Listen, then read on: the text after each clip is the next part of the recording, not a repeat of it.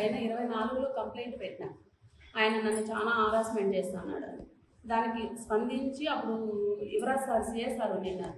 అప్పుడు మాకు ఆయన న్యాయం చేసిన తర్వాత ఆయన దగ్గర మా చెక్కులు పాన్లు ఉండిపోయి ఉంటే ఆయన మమ్మల్ని చెక్కులు వేసేసి మా ఇంటికి రావడము, అర్ధరాత్రుల వరకు ఉండడము, 5 గంటలకు వచ్చి మా తలుపు కొట్టడము, నన్ను ఫిజికల్గా ఎలా పడితే అలా హరాస్మెంట్ చేయడము. ఇది నేను పోలీసు వాళ్ళ దృష్టికి తీసుకెళ్తే వాళ్ళు ఎటువంటి స్పందన లేదు మా పైన. వాళ్ళు వెళ్ళి మా కంప్లైంట్ పెడితే మమ్మల్ని పదే పోలీస్ స్టేషన్కి నువ్వు రామ్మా అని పోలీసు వాళ్ళు పిలుస్తున్నారే కానీ బయట మేము కేసు పెట్టినందుకు కాను మాకు ఎటువంటి చలనము లేదు. ఇది ఈ బండి అనురాధ అనే ఆవిడ మా ఇంటికి అర్ధరాత్రిలో ఒకసారి ఒక 2 రౌడీలను తోడుకొని వచ్చి నా పైన చంపడానికి వచ్చి ఒక కంప్లైంట్ పెడితే దానికి గాను ఒక ఎఫ్ఐఆర్ రాపించుకొచ్చాను.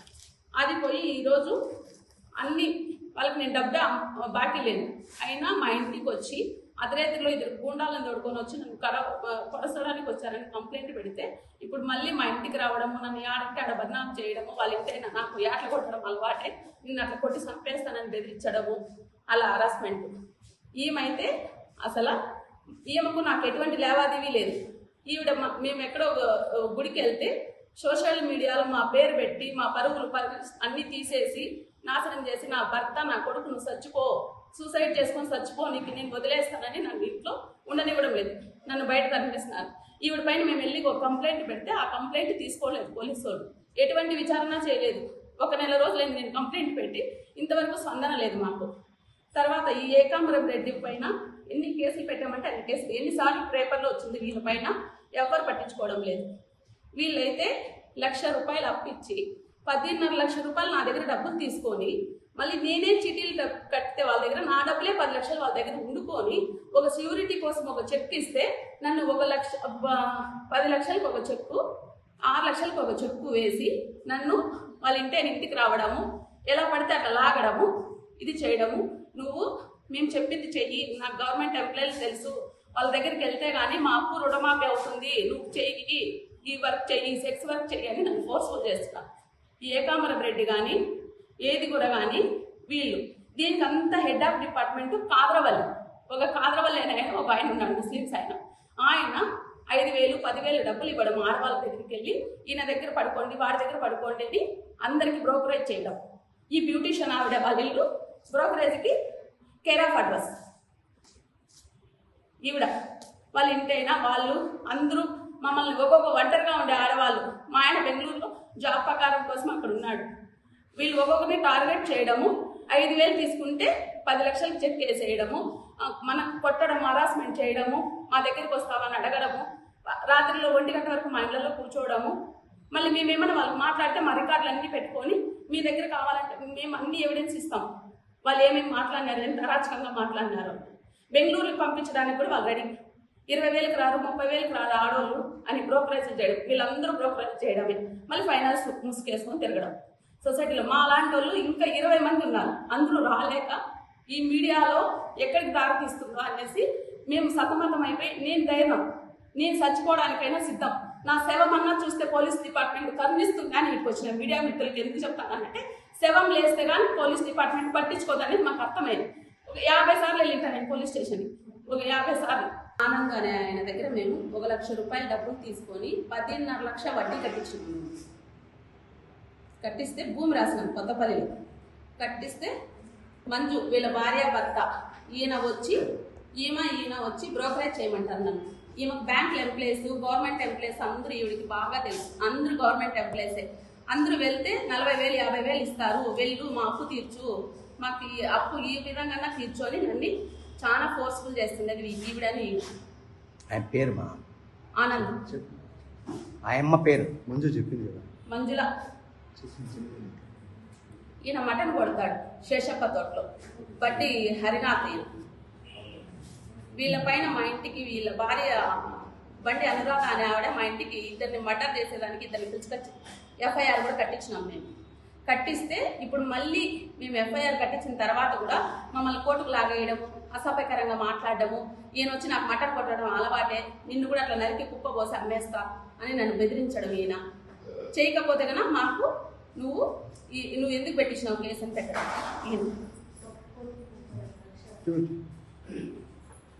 వీడైతే పరమ చండాలుడు, వీడు ఆర్మీలో వర్క్ చేసినాడు వీడు మా నాన్నకంటే వయసులో పెద్దోడు ఏకాంబరం రెడ్డి వీని పేరు. దేవతానగర్లో ఉంటాడు వీడు. మోతీనగర్ దేవతానగర్లో ఉంటాడు. వీని పెళ్ళాము వీని కొడుకు చేసే అరాచకానికి విలువే ఉండదు. వీడొచ్చి నన్ను ఎక్కడంటే అక్కడ టచ్ చేయడము, నువ్వు నా మీద ఊరికే కేసు పెట్టినావు, నేను ఏ విధంగా అయినా టార్చర్ పెడతా అనడము, రోడ్లలో లాగేయడము, మా ఇంటికి వచ్చి 5:30 తలుపులు కొట్టడము, నన్ను ఎట్లా పడితే అట్లా శారీరకంగా మానసికంగా చిత్ర విధాలకి గురి చేసినాడు వీడు నన్ను. ఈవిడైతే మేము ఈవిడికి అప్పేలేను, పేరు భారతి, గుండూరు భారతి ఈవిడికి మేము అప్పేలేను. అప్పు లేకపోయినా కానీ నన్ను సోషల్ మీడియాలో ఒక అరుణాచలం గుడికి వెళితే వాళ్ళతో పాటు ఒక ఫోటో తీసుకునేందుకు నన్ను సోషల్ మీడియాలో పేరు పెట్టి బద్నాం చేసి నా పరువు పోయింది, నా మానం పోయింది, నా మర్యాద పోయింది, అన్నీ పోయినాయి. ఈవిడికి నేను అప్పు లేకపోయినా కూడా ఈవిడ మూలాన నా బిడ్డ నా భర్త నన్ను రోడ్లోకి తోసేసింది. ఈవిడ బ్యూటీ పార్లర్ పెట్టి బ్రోకరేజ్ హౌస్ నడుపుతుంది. దీనికంతా హెడ్ ఆఫ్ డిపార్ట్మెంట్ కాదరవల్లి అనే ఆయన, చక్రాపేట కాదరవల్లి అనే ఆయన వీళ్ళందరికీ 5-10 తీసుకుంటాడు లంచము. మమ్మల్ని అందరినీ ఇళ్ళ దగ్గరికి వచ్చి హరాస్మెంట్ పెడతాడు. సీసీ కెమెరాలు పెట్టుకొని మమ్మల్ని బెదిరించాడు. మేము అటు వెళ్తుంటే వీడియో తీసుకోవడం, ఇటు వెళ్తుంటే వీడియోలు తీసుకోవడము, 5,000 చేతిలో పెట్టి 50,000 వసూలు చేసుకోవడము. వాడి దగ్గరికి పో, వీడి దగ్గరికి పో, ఏకాంబరం రెడ్డి గంటకు వస్తాడు, ఇంకొక గంటకు వస్తారు, నువ్వు పోయి ఆ వర్క్ చెయ్యి. మా దగ్గర కమిషన్ తీసుకోవడము, వాళ్ళ దగ్గర కమిషన్ తీసుకోవడం. ఆయన అట్లాంటి పనులు చేస్తున్నాడు. ఆయన 45 రూపాయలు, 100కి 45 రూపాయలు వడ్డీలు తీసుకోవడము. 5,000 ఇస్తే 10,000 ఇస్తే 1,500 పట్టుకుంటారు. 3 రోజులకు ఒకసారి, 2 డేస్కి ఒకసారి, 3 డేస్కి ఒకసారి మేము వడ్డీలు కట్టి 8 రోజులకు ఒకసారి వడ్డీ. మేము అన్ని అప్పులు తీర్చేసినా కూడా మేము భూమి రాసినాం. కొత్తపల్లిలో 5 సైట్లు రాసినాం. 5 సైట్లు రాసినాం. ఒక్కొక్కటి 22 లక్షలు 22 లక్షల సైట్లు రాసేసి కూడా ఈరోజు మమ్మల్ని రోడ్డుకి ఇచ్చేస్తున్నారు, సోషల్ మీడియాలో పెట్టేస్తున్నారు. మమ్మల్ని కిల్లర్లు అంటున్నారు, దొంగలు అంటున్నారు, దుర్మార్గులు అంటున్నారు. అనరాని మాటలన్నీ సోషల్ మీడియాలో మమ్మల్ని ప్రచారం చేస్తున్నారు. మాకు సూసైడ్ తప్పితే వేరే గత్యంతరం లేక ఈ ముఖంగా మేము తెలపాలనుకుంటున్నాం డిపార్ట్మెంట్కి. వాళ్ళపైన చర్యలు తీసుకోవాలా, మాకు ఆ సహాయం చేస్తే చాలు, కఠినమైన చర్యలు తీసుకోవాలి వాళ్ళపైన. వాళ్ళ నుండి మేము చాలా హరాస్మెంట్కి గురవుతున్నాం. చాలా అంటే చాలా హరాస్మెంట్కి గురవుతున్నాం మేము. అసలు చెప్పుకోలేము. మా ఇళ్ళల్లో ఒకడు వస్తాడు, మా ఇంట్లో ఎక్కడంటే అక్కడ టచ్ చేస్తాడు, నువ్వు చేయవా అని అడుగుతాడు.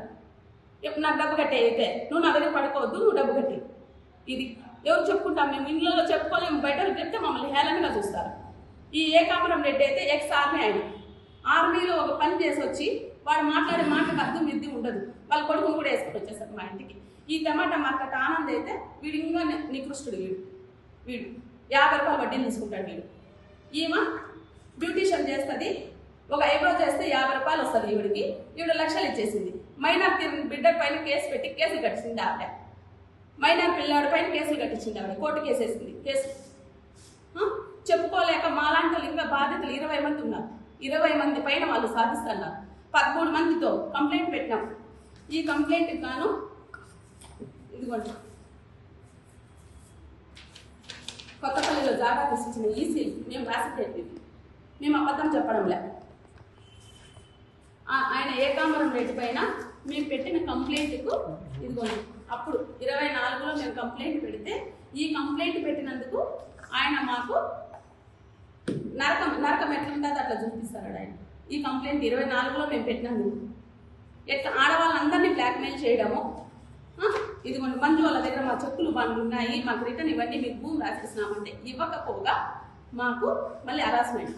ఆయన ఎవరో దగ్గర పని చేస్తున్నాడంట, వాళ్ళ భర్త నరకడము పొడసడము ఆయనకు అలవాటేనంట. చేయగానే కాలు కానీ లేస్తుంది, నీకు నాకు అలవాటే, నేను జైలుకి అంతా పోయేసి వచ్చినా నాకు భయం లేదు, మీరు చట్టాన్ని చెప్పుకున్నా యాడికి పోయినా ఏమంటారు తెలుసా, మేము కంప్లైంట్ పెడతామంటే 1,00,000 పెడితే మేము జడ్జాగా తిరుగుతాము, మీకు 1,00,000 రూపాయలు పెట్టే యోగుతుందా అని అడుగుతారు. మాకు మీరు వడ్డీలే కట్టలేరు, 1,00,000 రూపాయలు ఎక్కడి నుండి తెస్తారని అడుగుతారు. మేము 1,00,000 పోలీసు వాళ్ళకి ఇచ్చేటట్టయితే మేము ఎలా ఇట్లుంటాము?